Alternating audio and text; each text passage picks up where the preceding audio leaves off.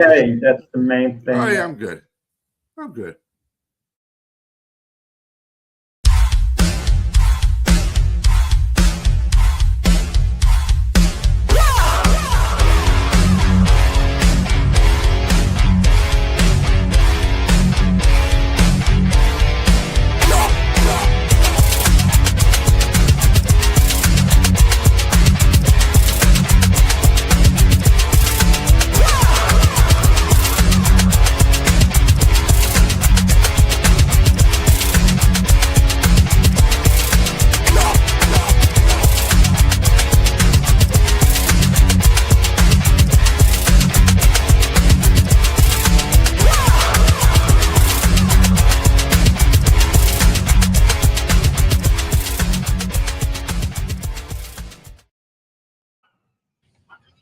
Good morning and welcome to the Sunday Morning Sports Podcast. I hope everybody's doing good this morning. I'm your host, B.A. Got Jack Hurst, James Martin, and Keith Engel on today. A little bit late. Sorry about that. Technical difficulties with the producer.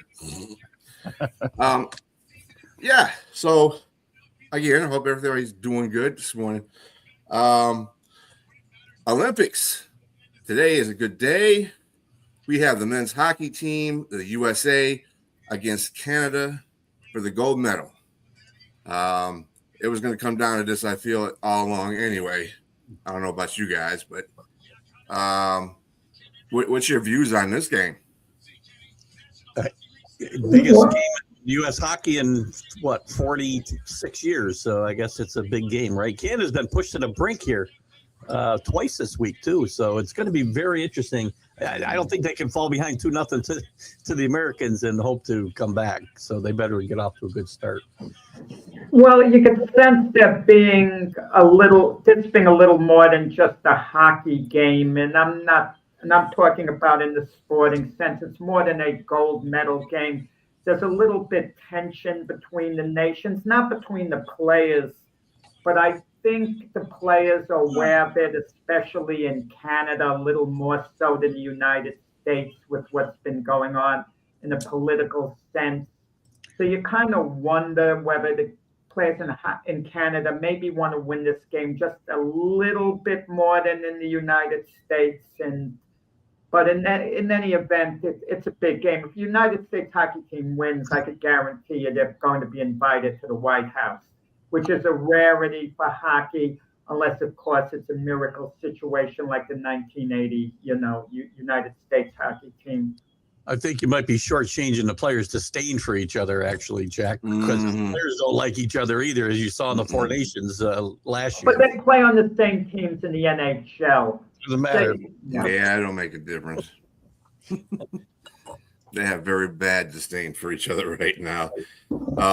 Speaking of that, the women's hockey team won 2-1 against Canada the other what was it, Friday, I believe, or Thursday actually, and it was Friday. Yep, Friday. That's good. That. I mean, it's. I guess somebody told me the U.S. men's hockey team wasn't set up. I mean, not the hockey team, but the hockey format wasn't set up right. It was set up for USA and Canada to meet, basically, based on their divisions. I was like, you got to play, you got to win. I'd have to disagree. Yeah. I mean, just the fact that Canada's been pushed the way they were this week, it tells you that it's not fixed. Not fixed in the sense that the games are fixed, but I don't think it's set up for them to just meet each other. Do they want that? Sure. But Canada could very well have been out, 4 days or 5 days ago. Frankly, so could the USA. I mean, they barely speak past Sweden. So, yeah. Sidney Crosby is going to be out at this game too. Actually, this game is starting right now.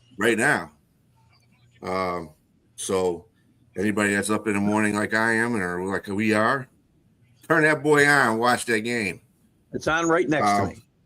Well, I mean, it's not a big deal on the East Coast. 8:10 in the morning isn't that early. True. I mean, let's be honest. And on the West Coast, 5:10 in the morning, that's another matter. There's a bunch of bars. Like I said, not for us either because we're up early. So There's a bunch of bars open in here, Brian, to show the game locally, so it's a big deal. Oh yeah, wow, that's good. Just on that note, we got that. This important game coming up. Yesterday we had a important game or two. Number one in the college basketball, as a matter of fact, number one Michigan played number 3 Duke. Duke prevailed in that one. It was a pretty good game all the way around, actually, to tell you the truth. Me being a Michigan fan, I thought that it was one of those kind of home game kind of games where the home team was going to win that game no matter what. I would like to really see these kind of games played on a neutral site to see what would really happen. But, I mean, Duke played well. They did. They handled the defense of Michigan pretty good. Michigan came back a couple of times on them. I mean, hey, probably Duke will be number 1 at the end of this weekend, which is deservingly well. I mean, they did beat. Yeah, Cam, I'm telling you, we're not only keeping an eye on the NCAA tournament March Madness, but the NBA draft as well. I'm very high on Cam Boozer. I mean, he's going to be a force in the NBA. I mean, I don't want to say he's unstoppable when he takes the ball to the basket, but he could take it straight to the basket, score. He could dish it off. He's the real thing. Great player. And I was going to say, it's very rare to see another generation of great players have their kids be equally as good. So you're seeing, or better. But you're seeing, and going to the same alumni, Carlos was actually a great player for Duke and had a really good NBA career. So kudos to Cam Boozer. It's a good story. We don't get enough stories in college basketball and sports anymore because of the way it's set up and one and dones in basketball and whatnot. But it's a great story, and I love stories in college sports. So. Great. And these two teams, by the way, 1 and 3, Brian, but 1 and 2 in the early look at the top 16 seeds by the tournament committee. So this is going to that's an interesting result. Yeah, I see these two meeting probably in the championship. I just think Michigan is. They have a shot. They had a shot at Duke. They didn't do, they obviously got the short end of the sword on this particular game, but I think that next time it'll be the same type of game. It'll be gritty. I think that these teams it'll be a good game again. I'm hoping that Duke don't win because I don't like Duke. Anyway, it is what it is. It is what it is. I'm surprised Sony's not out here gloating because that's her team. People don't like Duke, right? They love to hate Duke because of the reason we hate to win. We hate to root for anybody that wins a lot. But Jon Scheyer doesn't get enough credit for the way he's maintained. Or he had a little bit of a fall off when Coach K first retired, but he got this program back on track really quickly. And he's done a great job. And compared to the struggles that North Carolina's had with Hubert Davis, it's been night and day, really. They're not playing badly in North Carolina, better than they have a couple of years. They had one surprise run to the Final Four, but other than that, they've struggled in Chapel Hill. And Jon Scheyer's really kept, I think, the ship much better afloat. How much is Coach K involved? I kind of wonder if he's involved more than we think. We're not going to know about it because he's going to be quiet. He's going to be behind the scenes. Is he more than just a mentor? Because Coach Scheyer was his personal hire. That's the guy he wanted. I don't think he's that involved, directly. I did the Scheyer call him for some help. Sure, I'm sure he does. Coach K said when he left, "You won't see me here again." He's been at a few games here this year, but he's not really a visible presence around the program so much. But I'm sure that he has some influence over Jon Scheyer, but not the program in general, I don't think. He's a legend there. He's obviously going to have some kind of influence, but not great. Yeah. Also, I just want to bring up on a sad note, NFL wide receiver Rondell Moore passed away at 25. It looks like a self-inflicted gunshot wound. It's sad. These youngsters I don't know what's going on with the young crowd of the NFL now. It's just I don't know what's going We don't know the on. reason, Brian, but that's exactly it. You nailed it. We don't know what's going on. Mm-hmm. We don't know, was he depressed because his NFL career wasn't on the right way? Maybe it was taking some hits to the head, and even though he's young, you know, he had some of the effects of playing football. We have no idea, except we know it's a first-rate tragedy, you know, what happened. And we assume because his career wasn't going the way he wanted it to, the way he probably felt it should have. He'd been, you know, spotty the few years he played in the NFL. We don't know what was going through his mind, but it's so sad. Very, very. Yeah. So rest prayers in peace out to and rest in peace to him and prayers to his family. Yeah, exactly. Prayers out to his family and him and his family and friends and stuff like that. Yeah, Brian, the NFL family. Go ahead. You're planning that another sports icon passed away yesterday as well in baseball, Bill Mazeroski. Yes, I don't know that was the other one I was getting ready. Yeah. I'm sorry. Okay. You're good. That. Go for it. And actually, you're probably the better person to talk about him, because I'm not as familiar as you know you are probably with him. But that's another sad passing. 83, wasn't he? 89. 89. I'm actually old enough that I got to see him play. Unfortunately, I wasn't old enough to see him hit the home run to break the Yankees' hearts in 1960 World Series. He's primarily known for hitting a home run, but that's not why he's in the Hall of Fame. But I guess without the home run, he wouldn't have gotten into the Hall of Fame. He was one of the greatest defensive second basemen in baseball history. He was an absolute wizard. And what happened in the 1960 World Series, the Pirates beat the Yankees in 7 games. All 4 games the Pirates won could have gone either way. The 3 games the Yankees won, they slaughtered the Pirates. There was that type of thing. And even Mickey Mantle said that's the only time he cried after losing, when they lost the 7th game to the Pirates. Because the Yankees were clearly the better team, yet they lost. This was kind of a case like Russia in 1980 losing to the USA.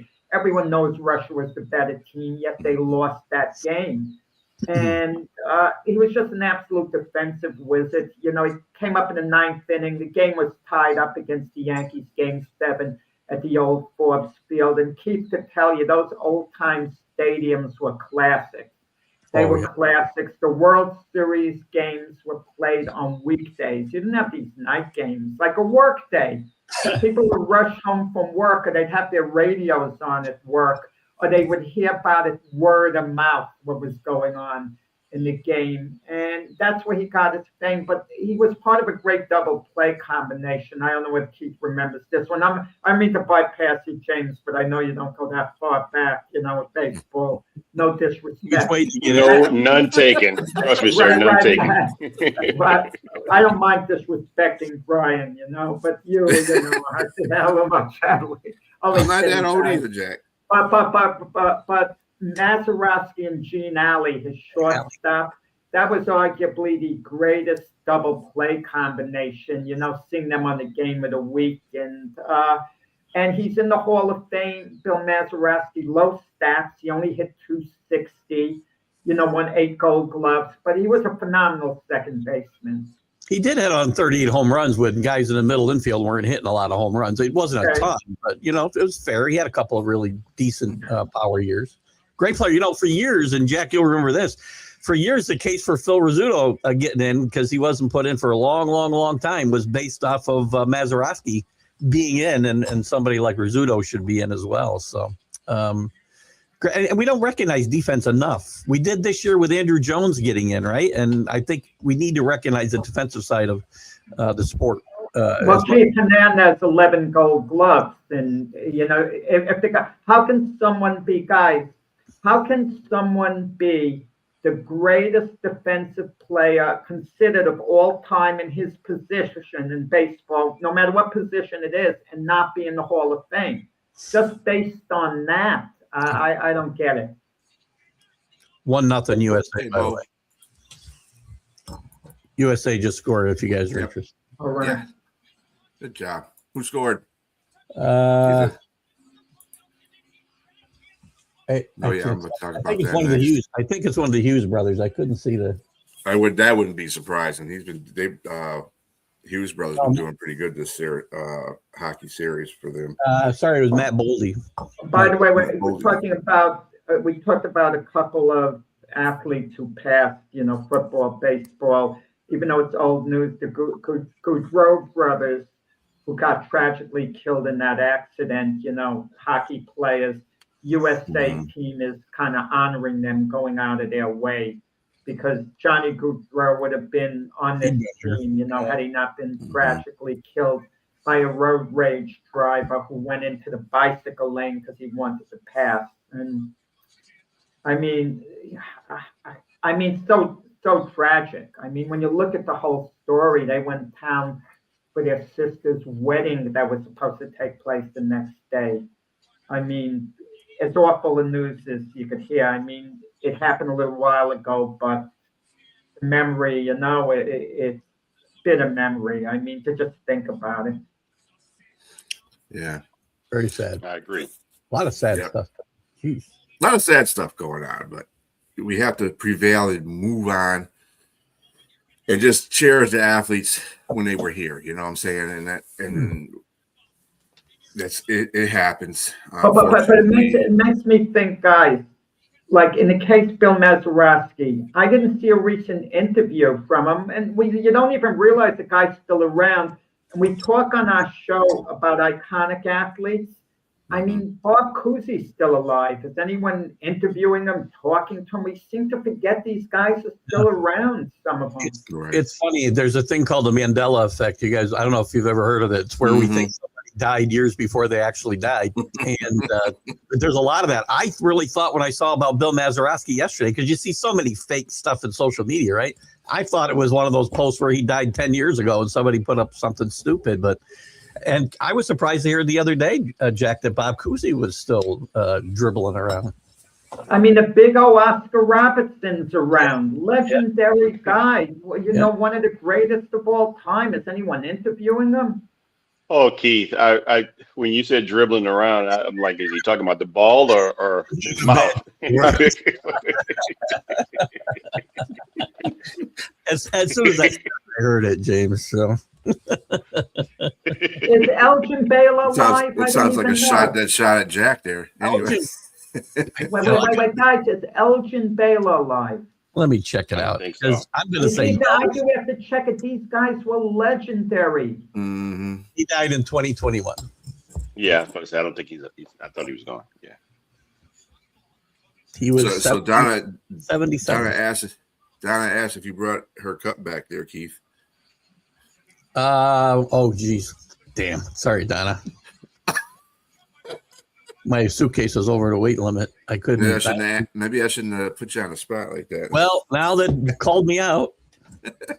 Sorry, Donna. I'll get you one from Alaska in July. How about that?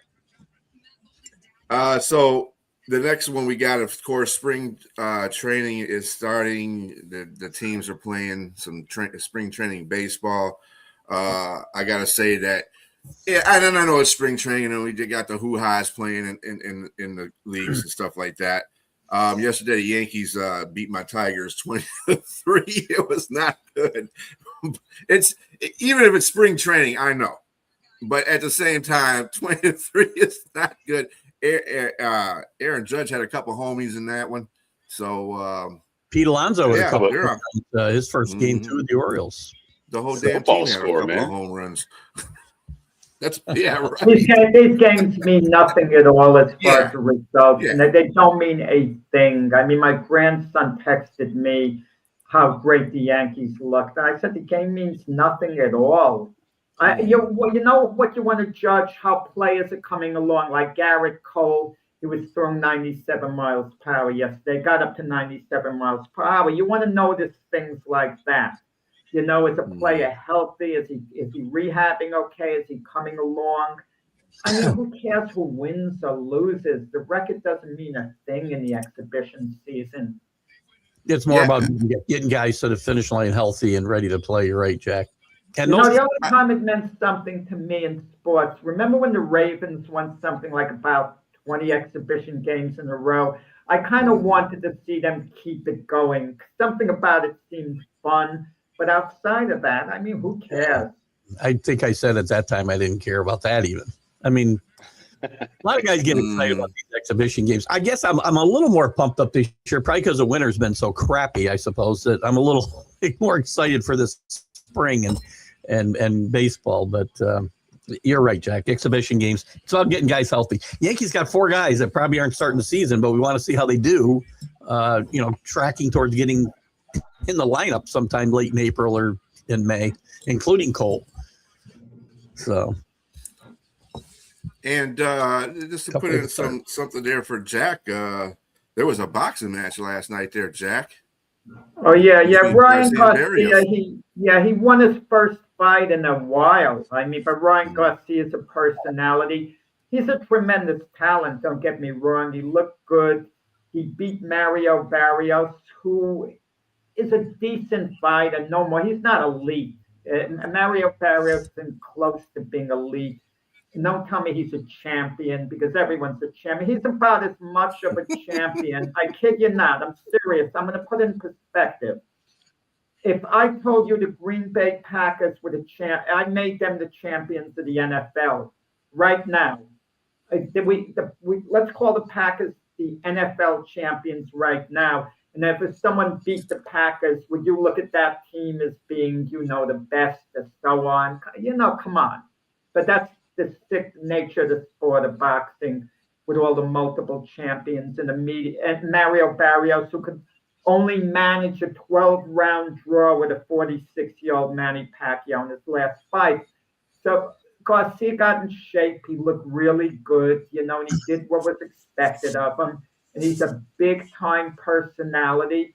And that's the sickness of us and of our society. Guys are appealing who act a certain way, who act in an improper way. The same Ryan Garcia who got busted for PED use and was suspended a year for being on PEDs. And then he comes back off PEDs and loses badly to Raleigh Romero. And as a result, he gets awarded with a so-called WBC title shot against a very beatable champion. That's the sickness of this sport of boxing. I mean, the way it is now. And I'm not going to be like Howard Cosell. Howard Cosell actually quit calling fights because he claimed he got disgusted. But I'm not going to go that far. But kudos to Ryan Garcia. He did look good. He is very talented. He could represent a threat to nearly any fighter out there if he's in form, because he's genuinely a heck of a fighter and a heck of a talent, if he puts it all together. And he seemed to do that yesterday. He's pretty quick, Jack. I mean, I saw he's very quick with combos. That first put down of Barrios was impressive in the first round. Yeah, Garcia did a good job, a really good job. But don't get me wrong, you put him in with Shakur Stevenson, it's a different proposition, completely different proposition. I mean, any elite fighter would have spanked Barrios. Shakur Stevenson would have played around with Barrios the whole fight. It would have been no more than a sparring session for him. Of course he does. Well, these are things that he likes to talk about. You like to comment a lot, Donna, for sure, but I enjoy your comments. Donna, the wrath is on you now. I like to talk, you like to comment, but I appreciate your comments. So I like it. I'm joking the way you are, of course. Donna, you just opened the wrath. Right. I came back at Donna. She didn't expect that. I counted a little bit, but I enjoy it. Donna knows the stuff when she comments. She's been paying attention to the show. That's for sure. Yes, definitely. Just in some NFL news, Javonte Williams signed a 3-year, $24 million contract with Dallas. So they got the running back for a while. That's good because he did a good job this year. I mean, he wasn't the he was like top 10 running back. He did do a good job. Smart move by Jerry Jones. he signed the running back for what seems to be market value now, but it's really low money because the market value for the running backs are going to go up. And Jerry, it's going to turn out in all probability to be a good deal for Jerry Jones, where the player won't be as happy maybe in a year or two. No, Donna, pick on me, please. I'm good. I like when people do that. You're good. I'm joking with you. That's all. I'm joking. We're joking back and forth. Yeah. Oh, good. I know. No, Jack, right. I agree with you. I think it's very smart of Jerry Jones to act now and not like he did and bungle the deal with Michael Parsons. So you look at the situation. You got a running back that might be top 10 if you look at it respectively. Because I mean, I don't know if they're saying that the running back position has diminished. I think that's a bit exaggeration in how they're playing the running backs. But he got 16 million guaranteed. That's really cheap. That's really cheap. Like you said, it's probably going to go up. We're talking about Kenneth Walker. There's another running back that's out there that's looking for money as well. I can't think of the guy's name, but we're talking maybe 18, Breece 20. Hall. Yeah, Breece Hall. Yes, exactly. They're looking for 20 million guaranteed. Well, the biggest free agent signing controversy I think that's going to take place, unless you could think of another one, it's going to be Lamar Jackson coming up. Because Lamar Jackson is a tough negotiator, and Lamar Jackson is going to want to be the highest paid quarterback in the NFL. And it's not ridiculous to make him as such. Is he the best quarterback in the NFL? No, not based on coming off his past season. But Lamar Jackson at the top of his game, you can actually make an argument that he's the best QB in the NFL. I'm not saying he is, but you can make that argument. He's that good, and he's been known to carry the Ravens at times. But if you're the Ravens, do you invest in him like he's an absolute superstar quarterback, give him a 4 or 5 year deal and make him the highest QB? Or does it get stretched out a little? And let's be honest, if you stretch it out a little bit, it filters down to the whole team in some way, shape, or form, because you wonder whether your QB is buying in 100%. Is he still representing himself? There's nothing wrong. His mother was representing him, but I think she did a good job. No. I mean, I'm just asking because I didn't know what his status was. Yeah, he has no agent but his mother. Yes. If you know your market value, you know your number, you can get all these stats figures about the other QBs in the league and see what they're making. You don't necessarily need an agent. I want to ask you guys, these guys who are agents, what were they before they were agents? They were just young men or women learning, their trade, how to be agents. Like you take, for example, an offensive coordinator in football, giving an experienced quarterback, giving him the plays. I mean, what makes them more knowledgeable than the quarterback on the field? If you got an experienced quarterback on the field, you don't need anyone telling you what to do unless you want someone helping you in the booth. I mean, I just don't get it. Like, people like to make fun of Aaron Rodgers, or, take a few digs at him. But isn't Aaron Rodgers qualified to call the plays on his own? Any Patrick Mahomes, Lamar Jackson, because he's not only a good pocket passer, but he's obviously very athletic. He could improvise on the spot. I mean, you would hope what you just said. You would hope that these quarterbacks at some point that they've mastered their craft to where they can make calls to say, okay, look, I can improvise, or I can audible here and there, or at this particular point of the game, a play like this would matter. So yeah, I mean, I would say that most of those guys, all of them are veterans, and at least 6 or 7 years into the game, they should be if they're elite, they're masters of what they're doing. So I would say yes. Oh, hey, somebody appeared out of nowhere. Sorry about that. I don't know what happened. We've had some intermittent issues here. I mean, it depends on who the quarterback is. Like you're saying, Chuck, that you don't let him call his own plays. Once he's a quarterback, if you Drake May, you don't quite let him call his own plays. But Jared Goff, who's been a quarterback in the league a number of years, if he wants to call his own plays and he's confident, you let him do it unless you see he's having a hard time. Then you have to step in and start helping him out. But it used to be a big argument in the league. We talk about the great Don Bring up my quarterback. Don Shula, one of the great NFL coaches of all time. Johnny Unitas didn't like him because Johnny Unitas always called his own plays, led the Colts to a couple of championships. Now Don Shula takes over as the head coach, and Shula starts sending in plays to Johnny Unitas. Johnny Unitas is furious about it.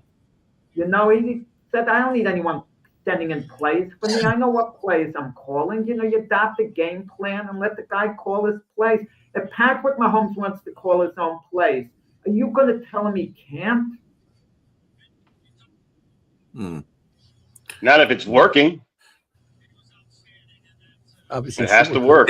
That's the thing. I think it has to work. I don't know the situation between guys. Remember Super Bowl. I mean, I think the big thing in the NFL right now. To the show, making Keith leave for a little while. Keith wanted to join the guys at the bar, rooting for the USA. Right. That's where his head's at. Let's go down there real quick to see the hockey. My ears were starting to bleed. I had to get something. Yeah, it seems like there's been the StreamYard itself right now is kind of on a teeter right now. It took me a minute to get on here. Just me, then, yeah, I think it's intermittent all over the place here because it's really hard for me. I was frozen up and that's why I jumped out, and then when I came back, it wouldn't put my camera or my mic on when I came back. So weird. So continuing on the football real quick here. JSN said that he deserved to be paid the highest paid receiver. Does everybody agree with that? Yes, undoubtedly. This is the number one thing. If you produce on the field and you produce at the ultimate level, of course you. And everything worked perfectly for him. Particularly, this is the season. It's time to change your contract. You get to the playoffs with your team, and ultimately you win the biggest prize. You can't argue that he should be the most. And also to win hardware, offensive player of the year. It's just hard to argue against him not being the highest paid right now. Naked eye test, but he's not the best receiver in the NFL. He's not better than Jamar Chase. He's not better than Justin Jefferson. You could say he's close if you want. But it does matter. It matters the circumstance. Jefferson had the worst circumstance that an elite receiver could have. Worst circumstance. That's life, sir. Life ain't fair. But I'm not going to be mad at somebody making $35 million a year. I feel that bad for a person making $35 million a year. Say it again. If Sam Darnold's contract was up, you'd make him the highest QB in the league. You'd say, well, he's got the hardware. No, you wouldn't. No, of course you would make him the highest, but it's different in regards to the receiver because Sam Darnold wouldn't be Sam Darnold if he didn't have a Jackson Smith and Jigba catching the ball for him. So, you got to. But I could say that in reverse the same way. If he didn't have Sam Darnold, he wouldn't be as good. He did pretty good last year. Yeah, before he got there. He had Geno last year, didn't he? Or not yet. No, not last year. Last year, just before. Yeah. Mm-hmm. And Geno wasn't bad.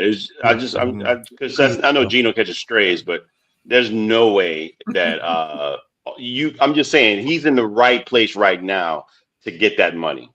Whether you agree he's optically the best receiver or not. I agree. I like your argument. I think Jamar Chase is probably one, if not the best, number one, number two. Better than George Pickens. Is he better than George Pickens? It's close. It could go either way. Yes, but I like Jackson Smith and Jigba's attitude. A lot of these things matter. He's not mercurial. He's not a person that's going to cause problems in the. Right. He's not like Terrell Owens, Of course, I knew you were trying to set me up for that one. You set yourself up for it, not me.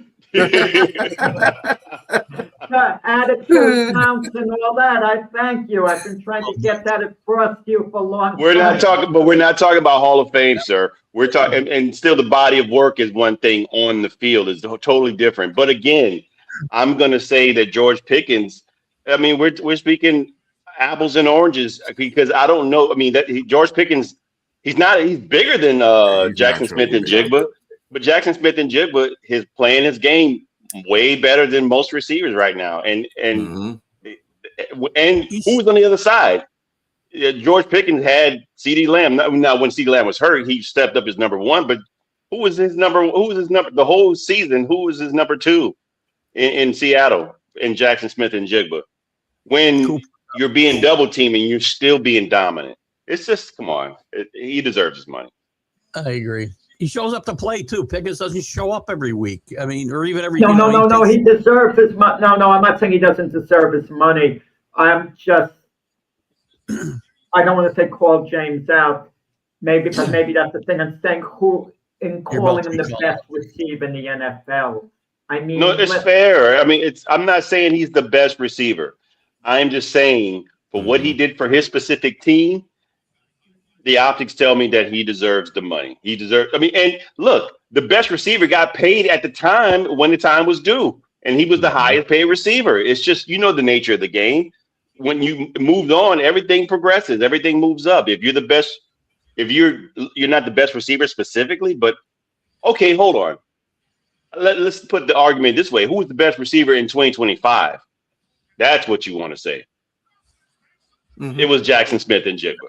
In 2025. Okay, you can make that argument. Fair enough. Yeah. I'm going to tell you, the draft has a lot of good receivers available in this year's draft coming out. Market drives the price. I agree.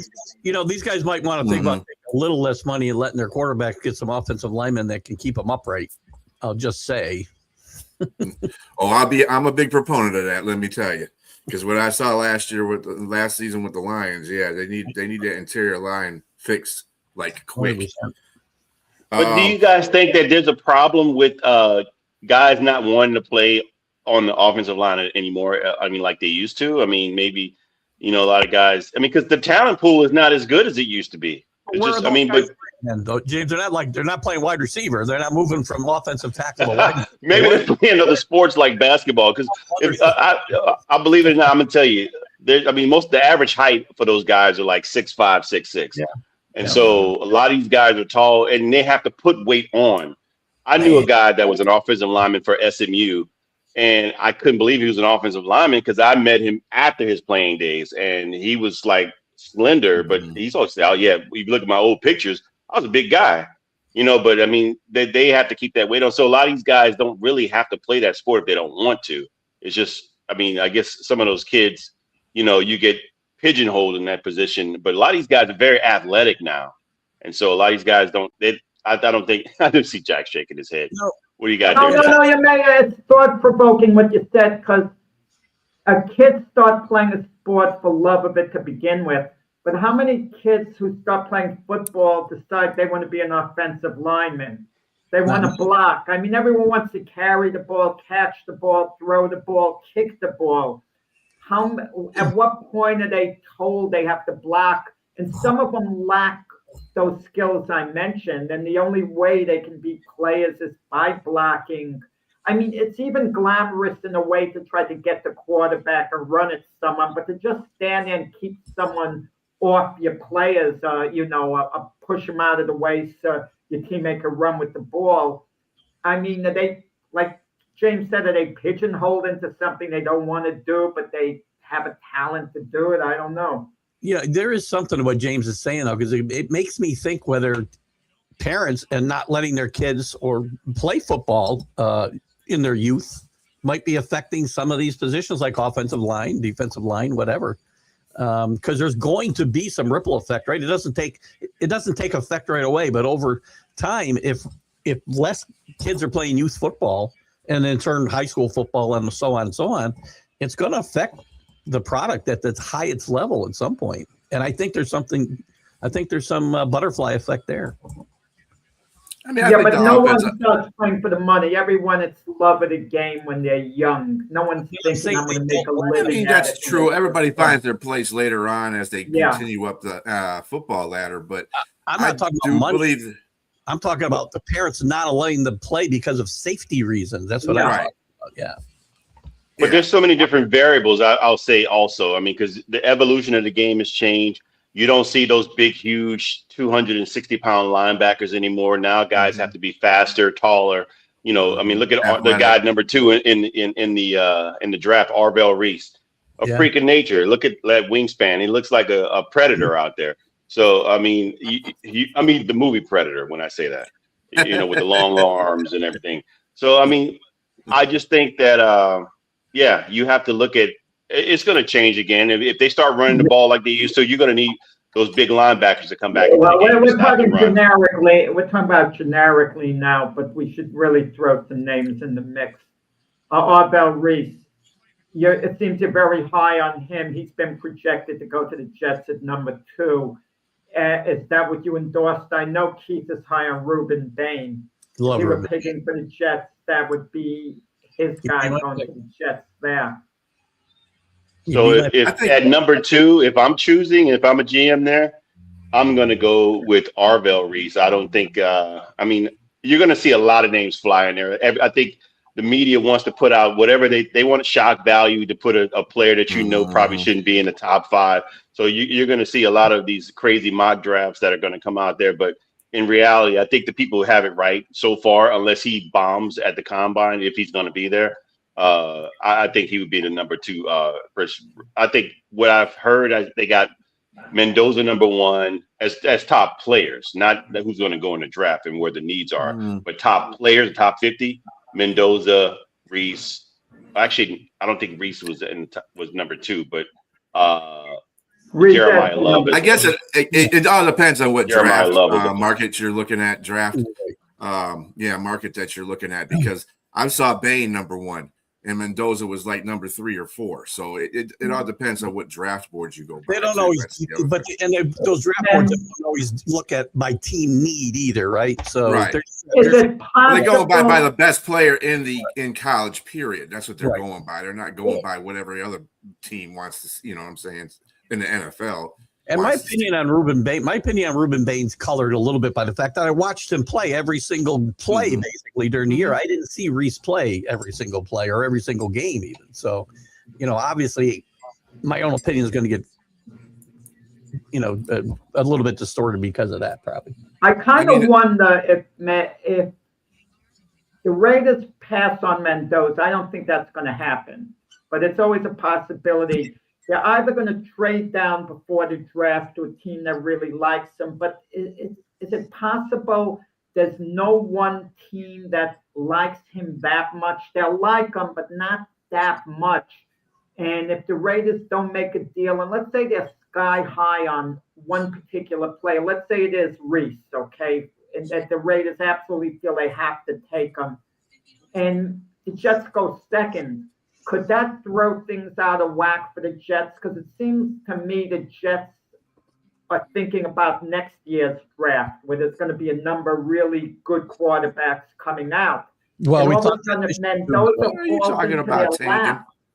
I mean, do they take them if they're not that high on them, but they still like them? Because once you take a quarterback at number 2 overall, you're not taking a quarterback in next year's draft. So there's no quarterback in this draft that deserves number 2 overall. There's not one. And speaking of what you mentioned about Bain. Wait. Mendoza, if he falls to the Jets, you would take him if you were the Jets. Yes. So yeah, that's what I mean. If you like him as quarterback, you should take him because you can't count on next year. We saw this year you can't count on next year. This was supposed to be a great quarterback class. It's horrible. Well, the worst quarterback classes I can remember. At the time, too, I'm not crazy about Mendoza. No, he's a good player. He's not Peyton Manning coming out of college. He's just the best in his class right now. I mean, and a Heisman Trophy winner. But so was you're all right, Donna. Gino. So was Gino Torretta. If I'm not sure. College players, again, they're great college players. One thing doesn't always equal the other. So What I wanted to say. Oh, go ahead.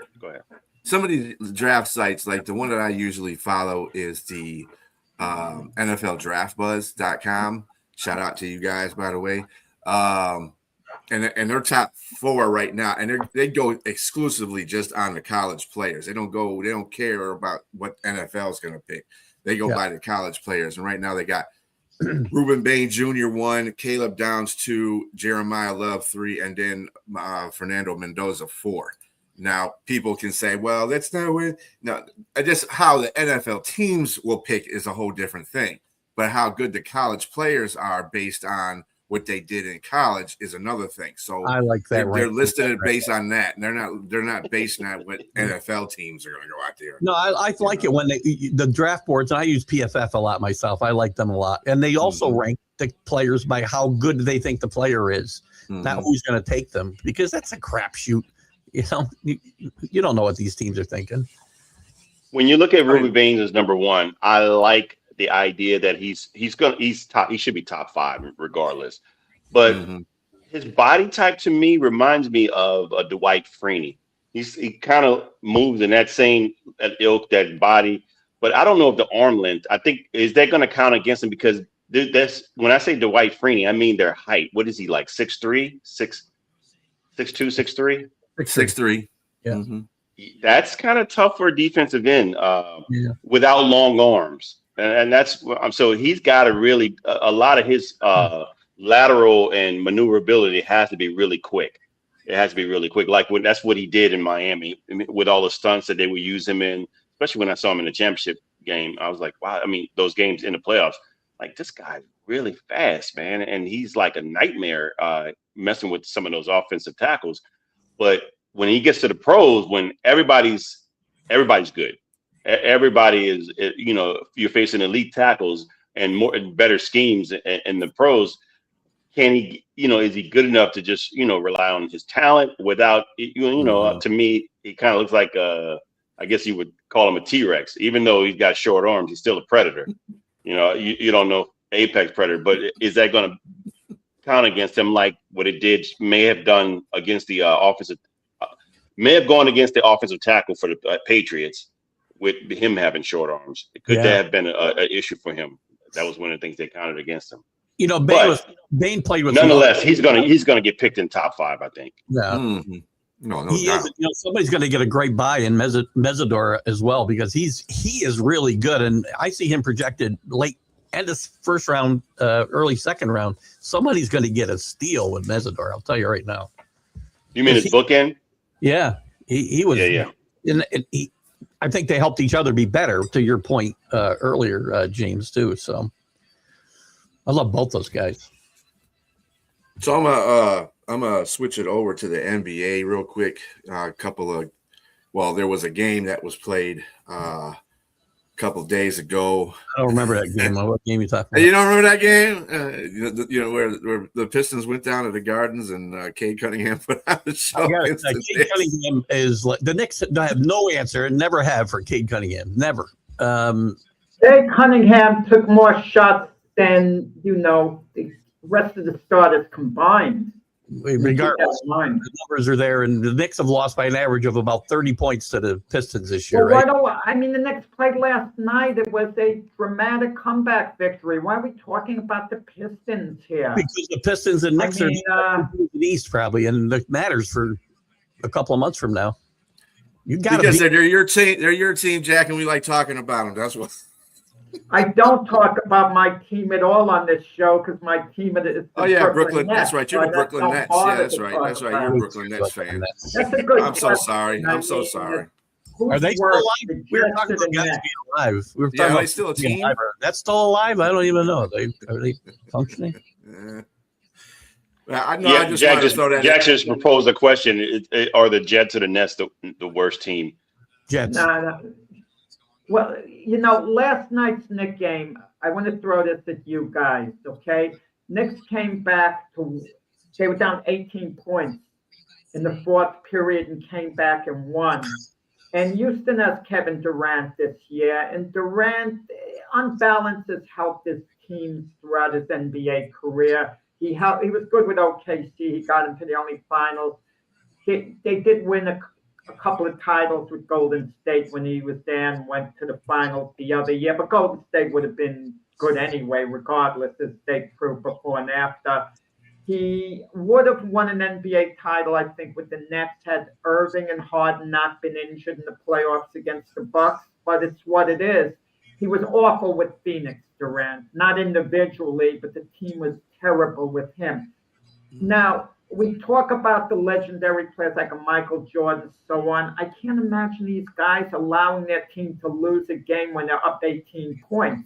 Great players don't allow their team to lose.